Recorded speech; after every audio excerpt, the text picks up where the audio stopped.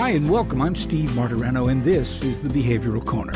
You're invited to hang with us as we discuss the ways we live today, the choices we make, the things we do, and how they affect our health and well-being. So you're on the corner, the Behavioral Corner. Please hang around a while. Hi, everybody. How you doing? Welcome to what is a sultry day on the Behavioral Corner. I'm Steve Martirano, trying to be as cool as I can possibly be. The humidity on the corner today is about 400%, so it's very steamy in our little hometown. You know what we do on the corner? We talk about those things that affect our behavioral health, and that's a big topic. It's almost everything we do winds up somehow affecting our emotional, our physical, and our spiritual lives. And I think we got a good one I know we do because we've done it in the past. We're going to talk about music. And we sort of keyed it to something called World Music Day, which is a festival of sorts that spread to over 1,000 cities. It began about 30 years ago in France. It's simply that, just a day to stand back and go, ain't music great? Music is amazing. It's sort of like ice cream. I mean, who don't like ice cream, right? Everybody likes ice cream. The next person that says to you, God, I hate music, you'll walk away from very quickly, but you probably won't run into that person. So everybody loves music of some sort. So in order to revel in music, it's our appreciation of it and what it means to us. We went out and got ourselves a couple of experts because we're lucky. We know a lot of interesting people here on the corner. Denny Somach is an American businessman, author, and a Grammy Award-winning record producer. He is a radio producer, I should say. He's also the founder of Denny Somach Productions. That's an independent production company that produces and syndicates network programming. And that just scratches the surface of Denny's accomplishments. We'll get into all that. With us also, Anita Gevinson. Anita began her illustrious broadcasting career right in Philadelphia, notably as the host of Anita in the Morning and the famous feature of Ask Anita, where she answered personal questions from the audience and ruined many, many lives with her advice. Anyway, that just was the beginning of a wild and exhilarating rock and roll career that took her to Boston. It took her to the West Coast, where she is now, and points in between. And that backstage pass that she managed to get took her to many, many memorable experiences and a relationship with the legendary, excitable boy himself, the late Warren Zevon. And we're going to talk a little bit about Warren and Anita straight ahead. Together, they handle a new Denny Somach production called The Rock Podcast, which I cannot recommend highly enough, particularly for youngins out there that want to catch up on what all the fuss is about this music that seems to never go away. And they're gonna take us through their careers and their attraction to music and what it's meant to them. Hi guys, how are you? Hi Steve, how you doing?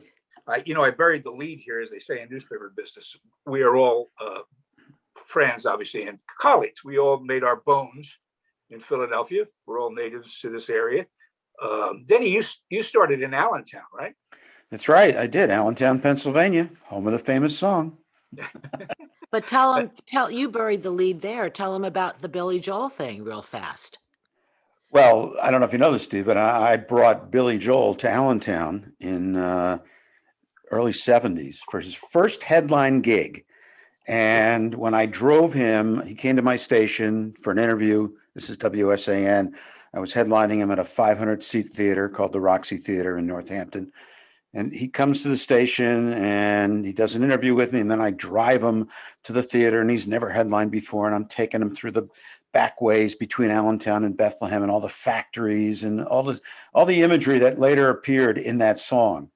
And the whole time over, I'm assuring him that the audience is going to love him and he's going to be great. And of course, he gets there and there's 2 sold out shows, and he got a standing ovation both shows. And it was just, it kicked off. After that, he never was an opener again. Yeah, imagine if he took him to Camden, it would have been a whole different career.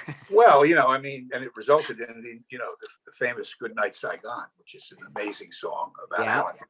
Yeah, but I'm a little confused. The other thing I need to point out, in the interest of complete disclosure, is that Anita helped me get my first job in broadcasting. No. That's the opposite. What? You got me my first job in broadcasting. Oh. Yeah. Oh, right. Yeah, that's it. I was going to mention that. One of us No. I was going to bring that up and thank you again. No, But you notice how I managed to work that in without having to take credit. yeah. Anyway, No. Steve got all me right. my first job in radio.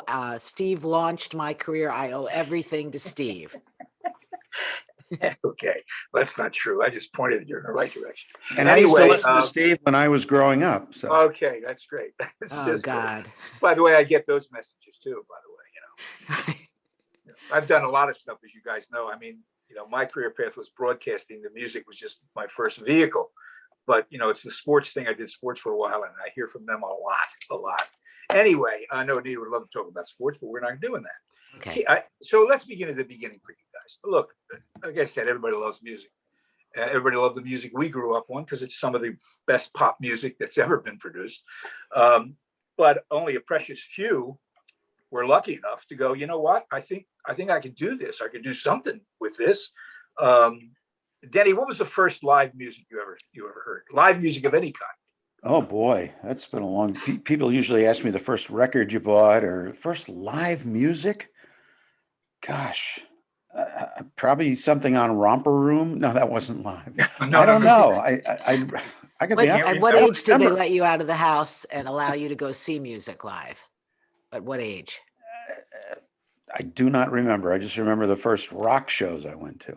What was Yeah, that? what was that? One of the early ones, Three Dog Night, I think, and Steppenwolf, and Yeah. stuff Nee, how like about you? What was the first Monkeys at Philadelphia Convention Center. the Monkeys? My father drove me. I had a box of my mother's homemade chocolate chip cookies with me in a shoebox. And I ran to the stage, put them on the stage, and went back to my seat and just screamed for an hour. The early years, when I would listen to music, it was like visceral. I didn't really understand but it was immediate, the feeling Mhm. I got. And it for me, in our house growing up, my parents, who were very cool, you met them, Steve. They were Yes, indeed. really cool Janet and people. Phil, yeah.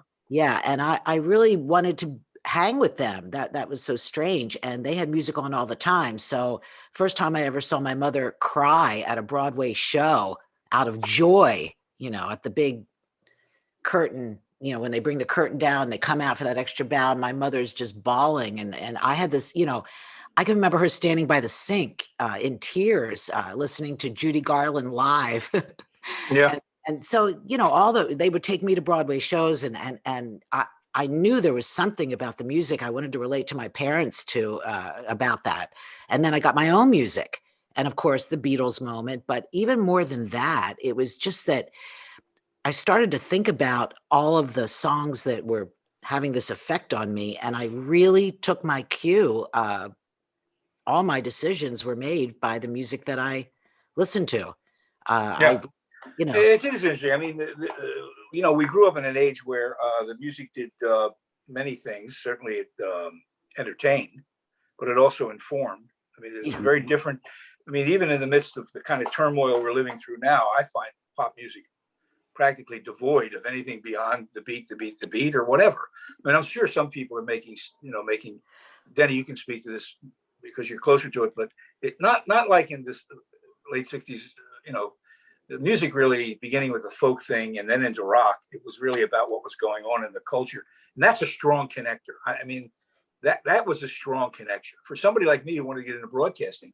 When I heard music reflecting what was going on in the streets, I thought there's some way in here. I'm not a musician. I can't write this stuff, but there's some way in here. And it was music. Music was the vehicle for me. Well, music is the universal language. And Mhm. Anita, you remember we had a bit on one of our shows where Bob Geldof said music's the international language. Everybody gets it, and that's why I needed to get Pink Floyd back together for Live 8. Yeah. Because everybody would understand it. Doesn't matter what language, they all get it. And that was the explanation he used to Gilmore and Waters. It's the international language. Yeah.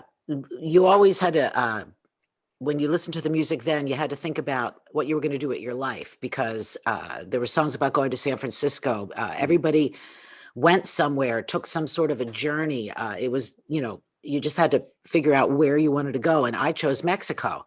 And it's 1972, and I'm leaving Levittown, Pennsylvania, in a little car, a little sports car with my boyfriend, and we're driving to Mexico. And my parents were like, "Yeah, go live your life." It was unbelievable. And I get there, and I had trouble learning the language, and the pot was so good. Who could how could you learn another language? I could barely speak. And I remember I'm in my little apartment, and if it rained in the beginning of the week, by the end of the week, these guys would get on this bus from a place where they grew the psilocybin mushrooms, and they would roll them up in t-shirts and other native things that they would sell to tourists, and they would roll them up, put them in their sombrero hats, and get on the bus, and they would come to our apartment. And we were part of a college scene back then, and all the college kids would come to our little apartment and buy the psilocybin mushrooms, and they would go up to the pyramid, and the guys would hang out for a little while, and then they'd take a bus back. Well, I didn't want to climb the pyramid. I wasn't into that. So I remember sitting there with these guys. I couldn't even speak to them. And they were the mushroom salesmen. And I played David Bowie's Changes for them because we got little cassette tapes sent to us. And by the end of the evening, they were all singing change. And I'll never forget that moment. I was like, this is like the greatest thing ever. And I think that's truly where I decided that, yeah, I could. Something's going on here. And both of you are right. In the Geldof comment that it connects on a universal basis. That I can go down the rabbit hole of internet searching a lot, and I often do that. When I was just reading about music, because where does it start? I mean, I know people banging on drums since they came out of caves and all that, but real important academic studies have been done about what is this? Well, where did music come from? And one of the things that struck me about it was some researchers said, well, look, we're a rhythmic creature. Human beings are rhythmic creatures, and they said that you can see it obviously manifested in our heartbeat, our breath rate, the flow of blood. It's all a rhythm. That's what we're hardwired into it. So music connects on this immediate level. Doesn't make any difference what kind of music you like. It draws you in, and then does a lot of different things. So this is a ridiculous question, Denny, but I can't think of a pop star over the past 40 or 50 years you haven't some way come in contact with. Is there somebody that's someone that stands out more than others, that sort of went beyond the, oh, you're a famous guy and I love your music, something deep, something that pulled you in? Well, obviously any of the Beatles do that. And I had fortunately able to speak with 3 out of the 4. I was on my way to speak to John Lennon on that fateful day, but so that never happened. But I do know Yoko, and I've been up to the Dakota a few times. But I would say all 3 of the Beatles in some way had an impact on me. And then beyond that, people like Pete Townsend, people that are like thinking man's musicians. Yeah. We're in their presence, you go immediately beyond the fact that you're a fan and you like the music. And, I'm sitting in front of somebody that's been really important in my life. Yeah. Exactly. Anita, how about you, Anita? Well, I was attracted to musicians, but not all of them. It wasn't always about the music. So it was difficult for me to, I didn't want to be with anybody that was like my idol or anything, So when I met Bob Dylan, I would tell people that I met Bob Dylan, and people were like, "Oh," and I'm like, "No, I mean, you don't fuck Bob Dylan." I mean, to me, that's just, it wouldn't have been like, right. It couldn't have been, I'm not saying that it was on the table even, but I just, instead I decided to ask him career advice, ask him life advice, because he's Bob Dylan. So I go to a Bruce Springsteen show, and I've been to a bunch of them that week, and I love Bruce, but Bruce is like a date that won't end, like less is more sometimes, it gets to that point. So when he's like in that 2.5 hour mark, And he's still, you're like, didn't he already do this song? And he's only halfway through. I'm like using my backstage pass to go back, use the good bathroom, take a shot of somebody else's liquor, who knows. And I do that and I get back to my seat and someone's sitting in my seat. And Bruce never let his friends or family sit in the front. You always had to sit on the side, and the paying customers sat in the front. So I'm in this sports arena in the bleachers, and I look down and okay, someone's sitting in my seat. So I just slide in next to him, and the lights come on, and I turn and it's Bob Dylan. I'm sitting next to Bob Dylan. He's in my seat.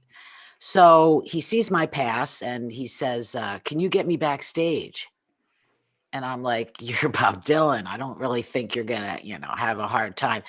And he didn't get it, and he's like, no, I need you to take me backstage. I'm like, sure, Bob, I'll take you backstage. So the show's over and we stand up and I give him my hand, like, come with me. And he grabs my hand. So it's like, oh my God, walk him in the back, take him backstage, go up to the dressing room. And I said, Bob Dylan's here to see Bruce Springsteen. And the idiot guy, the bouncer guy standing out there for security goes, give me 20 minutes. I'm like, no, you don't understand. Bob Dylan's here to say, no, give me 20 minutes. So I had 20 minutes with him. So I thought, what should I do? And I asked him advice about my life, told him my short story. And he stopped me at one point and he turns to me and he says, go back to Philly. And I said, what? And he goes, go back to Philly. And I'd been fired and I had nothing in LA left. This was 1980. And I was like, okay, I'm going to go back to Philly. And it changed my whole life. I went back. I got my big shot at the morning show again on WMMR.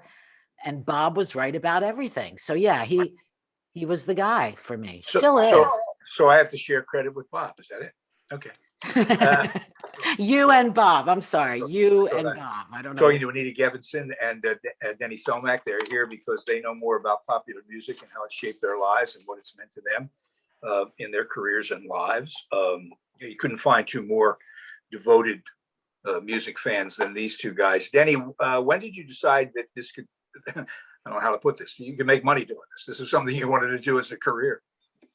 I wasn't planning on it. I wanted to be a stockbroker and a stock analyst.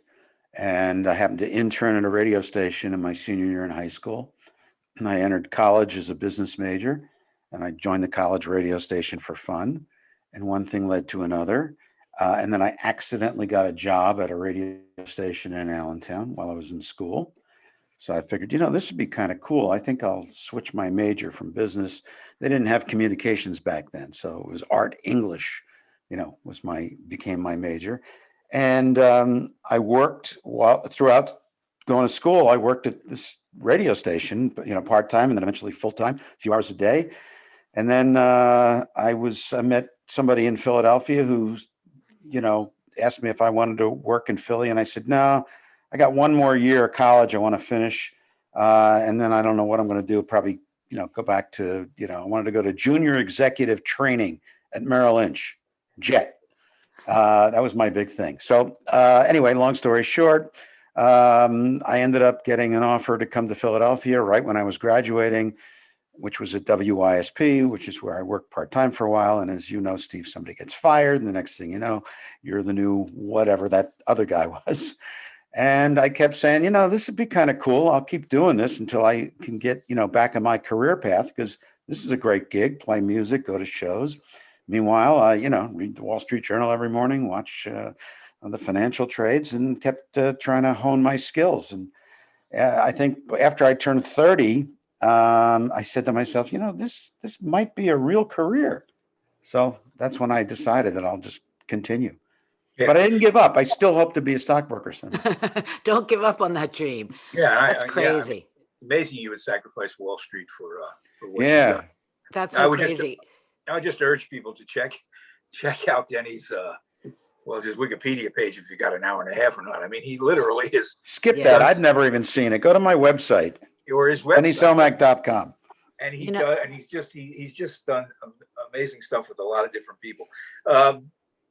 I don't want to put you on the spot here, but I just like Anita was saying, the more I admire someone in the arts, the less I'm interested in meeting them, because I just don't want to be disappointed if they're jerks, and they can be jerks. Um, I guess it's the work that should speak for itself, and it always has for me.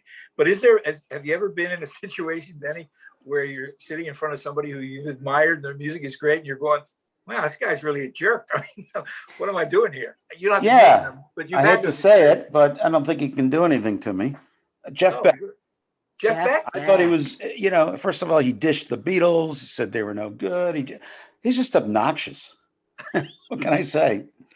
I was a big Yardbirds fan, so that was hard to take. But so you walk out of a situation like that with someone who's given you so much joy, right? And you love everything, think he's a genius, and you don't know how. It's like, wait a minute, do I not like his stuff now? Or music's grip on us, though, is such, and it's kind of dangerous that we're willing to overlook a lot if the work is there. So I've made it a habit, and I know they're all great for staying away from these people. They didn't have to meet you. As much as I can, because I know they're going to be disappointed in me. I know that. Down my mind.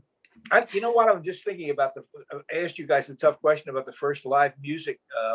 I'm now recalling what it is. You remember the song Sir Duke, of course, the Stevie Wonder song Sir Duke. Yeah, sure. When it came out, I think a lot of people, I was among them, went, "That's an odd theme for him." And then in a flash, I went, "Oh my God."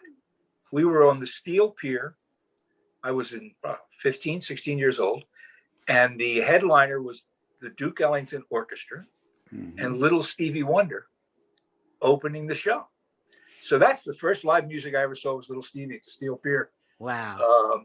And I don't know if the orchestra played with them on the I can't remember the name of the hit. Fingertips, right. A song that he made up at the Apollo when they brought him back out for an encore. Yeah. That's the first music I saw. But the really fundamental, the real moment when I went, there's something about the music that I got to get next to. And it's a cliche, I know, but was Presley on the Sullivan Show. I tell young people all the time who think they understand that Presley was not only the archetype. There weren't rock stars before Elvis. He was the archetype, but he was also dangerous. He was considered a threat. Yes. To civil order. And that was a very compelling aspect of pop music for me, that it was forbidden. He was bringing the devil's music to the white suburban kids. And just, I'm kind of ashamed to say how late to the party I was with jazz. But it wasn't until I watched the Ken Burns series, and not even when it originally aired. It's brilliant, yeah. And it transformed me. And I literally would spend days, like I'd have a Coltrane day where that's all I listened to. And then I'd have a Miles Davis day, and then I'd have a Chet Baker day, and then I'd have a Charlie Parker day. And now I'm at the point where I can tell, like, I know these songs, like I know Led Zeppelin songs. I know, and when you think about how crazy it was that all that music, and then of course the whole blues, and the fact that all the blues had to be reinvented by white English musicians, the way we got that music through Elvis Presley and through white English bands that recreated all that music. I'd say 80% of the music that we ended up enjoying, whether it was Motown or the Beatles cover of the R&B hits, or the stuff that emerged from the jazz or the blues, 80% of that music all came from people of color that never made a cent on it, never got famous, never became anything. And that's all the music that we have. Yeah, it's absolutely true. The contribution of people of color, we don't have the pop music we have without them. Right. But and Elvis Presley, how damaged was he in real life? To your point, Steve, about, how important he was, but how damaged he was. Again, so Elvis Elvis didn't know he was Elvis. Do you know what I mean? I always say that Elvis didn't know he was Elvis. He goes in the army and gets addicted to pills because he's got to be a guy that stands up all night guarding. I don't know what he was guarding, but he gets addicted. He comes back and that's a terrible story. And there's so many of those out there. We were just talking about John Bonham. you know, Well, yeah, you know, the highway, you know, the highway is strewn with the body of these poor bastards who, Kurt Cobain's mom said when Kurt died, he's joined that big dumb club in the sky, yes, the big club. yes. Let's talk a minute about, because this is important about what music has to do with our behavioral health, which is what we want to focus on. Music and race are linked in a fundamental way. I mean, we took great pride when we were first playing records. I think even before either of you were on, that utterly the music library and the playlist had nothing to do with anything other than the songs. We didn't care who they were, what color they were, and the hope was that there would be some coming together over music. That's what music is supposed to do. A concert is that, a bunch of different people with different ideas who come together and enjoy this music without regard to race. And yet we know, tragically, sitting here today, that when the concert's over, everybody goes home. The knuckleheads go over here. Regular people go over here. So it was a kind of unfulfilled promise that music could, it unites us for a moment. And some of the songs that do that become anthems. They become iconic songs. Just this one point about the jazz. Eric Clapton said years ago, before the Ken Burns thing, Eric Clapton said that Louis Armstrong had the most impact on him as a musician, and I could never figure that out. I didn't know what. That's true for a lot of people. Yeah. You know, and then it was explained later on to me that prior to Louis Armstrong, prior to jazz, it was John Philip Sousa time in America. Da da da da dum bum bum bum 4/4 rhythm. That's it. And Armstrong and the early jazz pioneers taught us to swing that rhythm. And when white guys heard it, when Creoles heard it, it came out of Congo Square down there. It created popular music. But do you share with me, Denny, at least some regret that? I guess I don't want to put it all on music, because what can music do that people won't? But it seems like we've pulled further apart racially in music. Is that your impression of it? Well, I sort of agree with you. Music was, didn't have any specific color back in the 60s when I was growing up, in 70s. You could hear, Motown next to Hendrix, next to, that's what was so great about it. So let me just tell you what my feeling, though, about music in general. Just think, I was thinking about this when you told me what the topic was going to be. Think of how important it is. We spend so much of our time picking songs for our wedding, our funeral, our birthday. So, everybody takes time to think about music, and people remember what songs came out when they were at a special event and this and that. When you asked me earlier about first live music, I was thinking of rock music. I do have the answer now. First live music I saw was the Allentown Symphony Orchestra under Donald Voorhees, the famed conductor, and I must have been like 10 years old. So that's the first live music I saw. Well, you know what? First time you see, he's an aristocrat. The first time you hear a full orchestra, a real orchestra, I saw it in the Academy of Music, I guess, the Philadelphia. It's unbelievably powerful, as powerful as any rock band I ever heard. Let me ask you about that. This is really fascinating as far as I'm concerned. We live in a different media landscape now. Music is so ubiquitous, it's so everywhere and so available that I wonder whether it has lost some of its ability to push that memory button. One of the great things about music is what you just said, Benny. You pick songs because they elicit a response that's tied to something that happened when you heard it. So the experience of being in your car when I was young and an oldie would come on, you would be flooded with memories because you hadn't heard that song since perhaps when it was new. That's no longer the case. We live in a timeless moment. There's no then and now, or then in the future. There's just now. So I wonder, is it possible for any kid who's, I don't know, 20, 15, 20 years old, to get anything out of hearing, and I'll use the greatest example I can think of, Stairway to Heaven? Does it conjure up any memories for them about, the first time I heard that? Anita? Well, not memories, but I believe, I don't know if you saw the YouTube videos of the two kids from Atlanta hearing rock music for the first time. They're two black kids, hysterical. Oh And yeah, I've seen them. They reviewed them, okay, right? Yeah. all right. Yeah. So use that as an example. Why wouldn't that blow their minds? And I'll tell you, and I know this is biting the hand that feeds me, but I blame radio. I No. blame radio because when we were growing up, radio was so regional, and I saw that when I moved from Philadelphia to Boston. It was a whole new, you didn't play Hall and Oates, you played Jay Giles. You didn't hear Bruce Springsteen so much. You heard different bands. I moved to LA. I'm like, The Cure, who I never even heard, you don't hear Springsteen out here. You don't hear some of the, so it was so regional. And we in Philadelphia were treated to all, I mean, Motown, everything, Jose Feliciano, Trini Lopez, everything was played on the same station. And then the executives took over and sent in the consultants, and they ruined everything. They Yeah, had it's certainly true. We lived through that.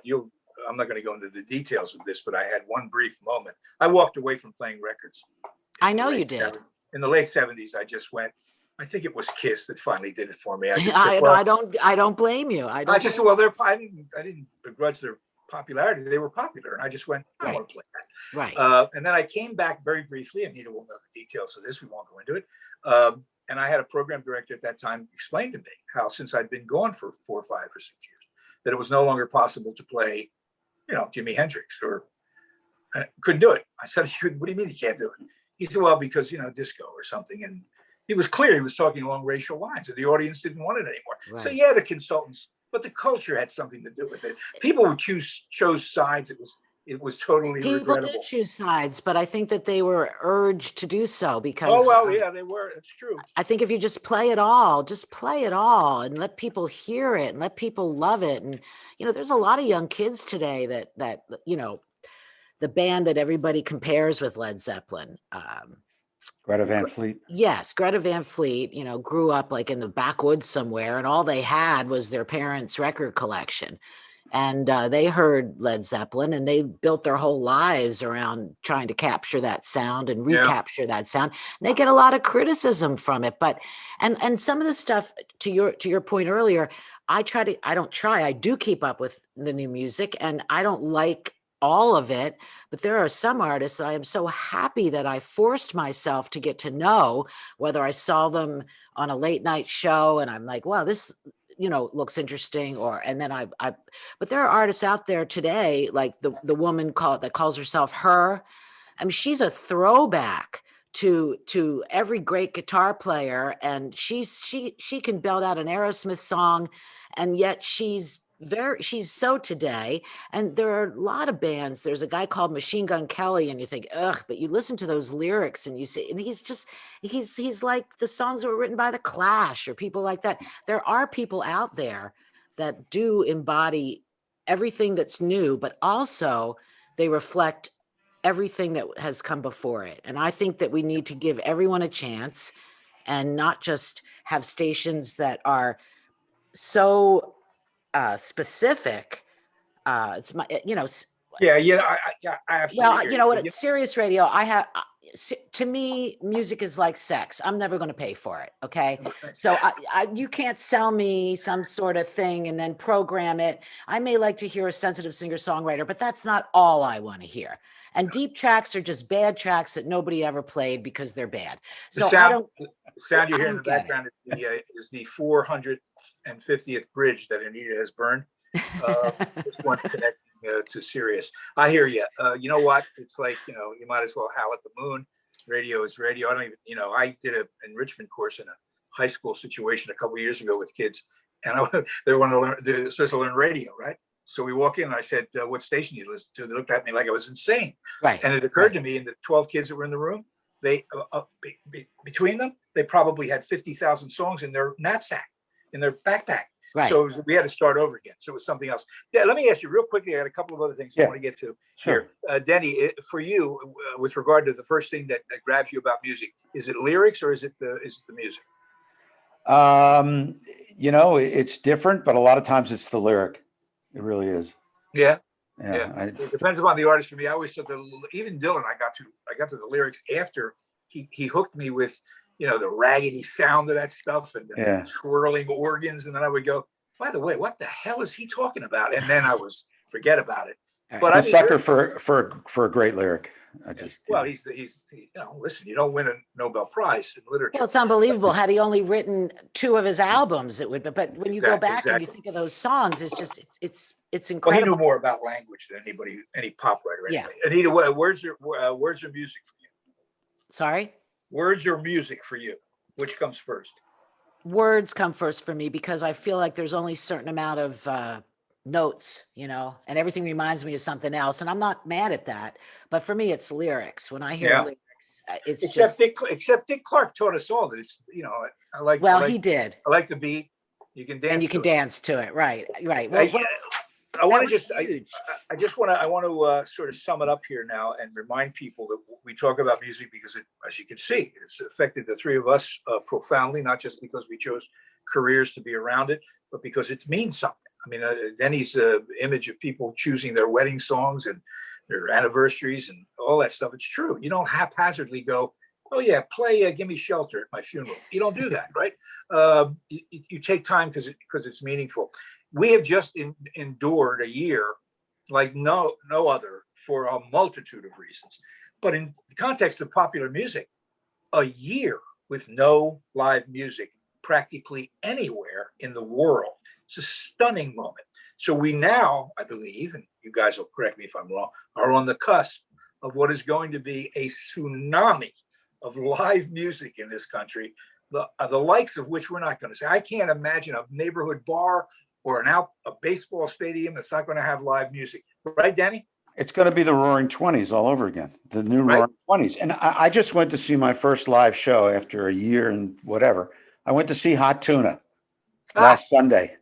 Okay. I mean, it wouldn't necessarily been my choice for the first bit, but they were the first ones that came around, and I remember, and they've been around for 50 years and they still put on a great show. And, but I went and the place was packed. It was, 350 seats outdoors, and you had to buy a pod of seats for. So I went with another couple, but it was great to see them, Live music, got to get out and see it. Real quick, Hot Tuna, Hot Tuna was the band that got rock and roll thrown out of the Academy of Music for a short period of time after their concert.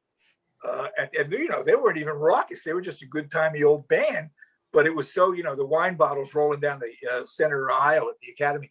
But that's what's wrong with concerts these days. There's too many rules. You can't smoke a joint. You can't.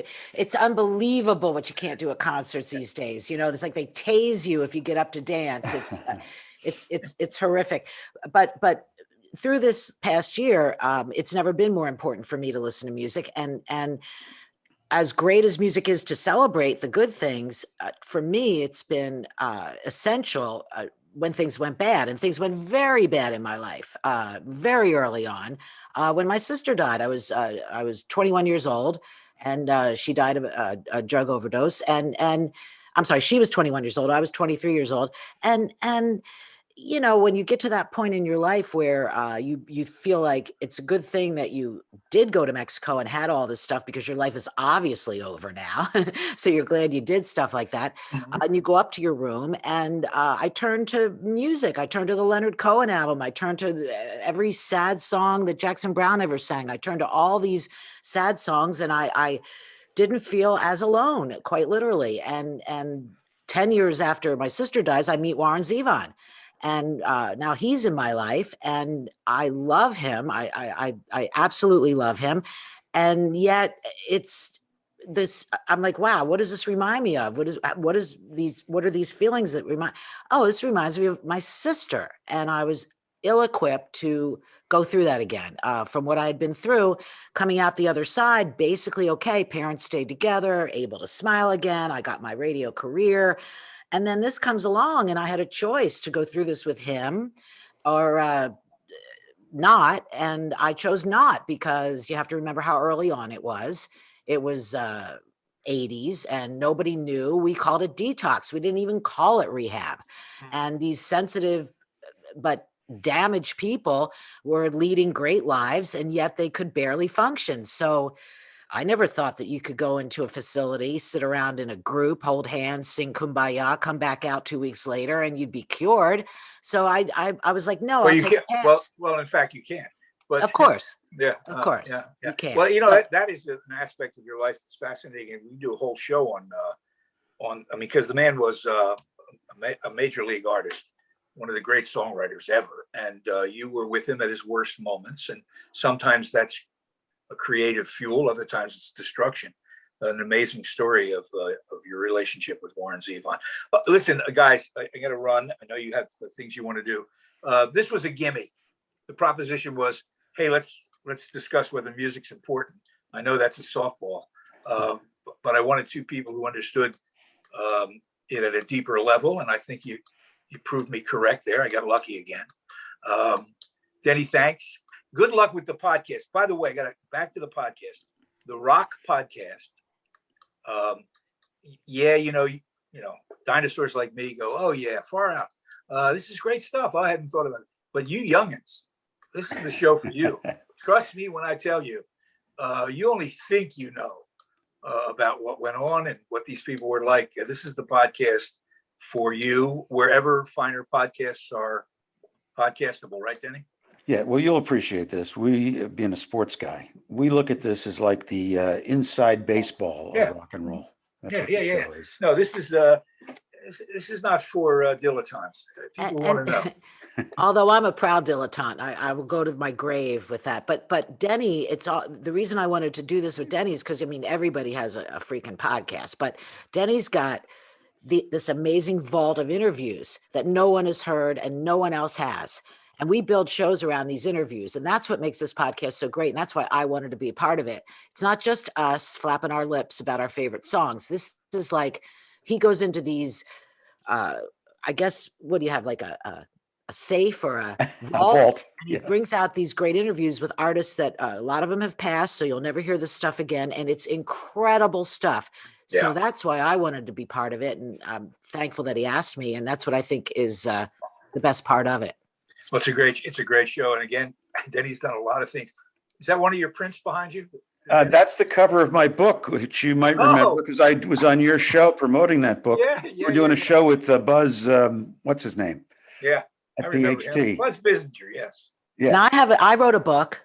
Yeah, and Anita wrote a book. I wrote a memoir. It's on Amazon. Have they lifted the ban in Boston on that book, or is it now available?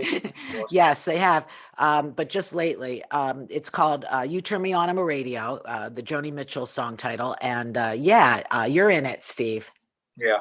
Well, yeah, my lawyers were in contact with you about that.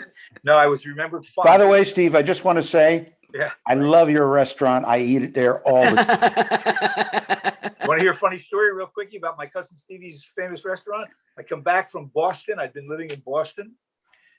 Stu Bykowski was an old columnist in Philadelphia, unbeknownst to me, had mentioned like a year or two earlier in his column, ever wonder what happened to Martirano? Well, he opened a famous restaurant in Florida. So flash forward, I'm back in town maybe 6 months or a year, standing in line at the Tower Theater, because Larry Maggot hooked me up with tickets to see the Stones that day. And you had to go early to get the wristband, the whole Megillah. And one of the Spivak, the legendary Spivak brothers, comes wandering up the street. It was Herb, the eldest. Love Herb. He's warmly, hey, Martirano, hey, hugging and kissing. And then steps back and unleashes a torrent of vitriol, saying, how dare I couldn't get a restaurant at that goddamn, I called, I used your net. I went, what the hell are you talking about? That's the first time I knew the restaurant existed. And now I've been telling people when they Google Stevie and they see, we look a little alike, only he weighs 200 pounds and he's got cats. Right. It's not me. I don't own the restaurant. Well, it is a great restaurant. I'm in Florida. I know it is. And it's right near me. Oh, is it? Are you in Lauderdale? No, I'm in Boynton Beach, but right, Lauderdale's not too far. Yeah, I can't even afford to eat in Stevie's restaurant. Anyway, thanks so much, guys. Thanks for having us. Appreciate this. This was great fun. It was as good as I thought it would be. I appreciate it. We'll let you know when, as they say, it drops. I think it'll be probably next week, but we'll see. World Music Day, the 21st. Get out and sing and bang on pots. Thanks, guys. Okay. Bye-bye, Thanks, Steve. Steve. Take care. Studies show that 2020 has negatively affected the mental health of millions of Americans. That is why at Retreat, we work to provide comprehensive mental health programming through our Synergy Health programs. To learn more about Synergy and the comprehensive mental and behavioral health services we offer, call us today at 855-802-6600.